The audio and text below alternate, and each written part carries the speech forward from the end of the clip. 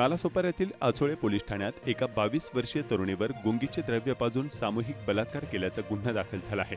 यात एक आरोपी भाजपचा पदाधिकारी आहे। भाजपने सध्या त्याला पदमुक्त केलं आहे। 2021च्या होळीच्या दिवशी संजू श्रीवास्तव वय वर्ष 35 याने 22 वर्षीय तरुणीला कामाचे पैसे देण्याच्या बहाण्याने नालासोपारा येथील घरी बोलवले। तिथे तिला गुंगीकारक द्रव्य पाजून तिच्यावर श्रीवास्तव आणि नवीन सिंग या दोघांनी बलात्कार केला। त्यावेळी तिच्या काढलेल्या अश्लील चित्रफितीच्या आधारे नवीन सिंग यांनी सतत तिच्यावर बलात्कार केला। या काळात पीडित गर्भवती राहिली होती, मात्र तिच्या सहमतीशिवाय तिचा गर्भपात आरोपीने घडवून आणला होता। यानंतरही पीडितेला आरोपीपासून एक मुलगी झाली आहे, मात्र सतत तिला आरोपींकडून धमकी आणि शिवीगाळ केली जात असल्याने तिने आचोळे पोलीस ठाण्यात याबाबतची तक्रार दाखल केली होती। या तक्रारीवरून आचोळे पोलिसांनी आरोपी संजू श्रीवास्तव आणि नवीन सिंग तसेच हेमा सिंग यांच्या विरोधात सामूहिक बलात्काराचा गुन्हा दाखल केला आहे। सध्या हे तीनही आरोपी फरार आहेत। भाजपचे वसई-विरार जिल्ह्यात एकूण 8 उपाध्यक्ष आहेत।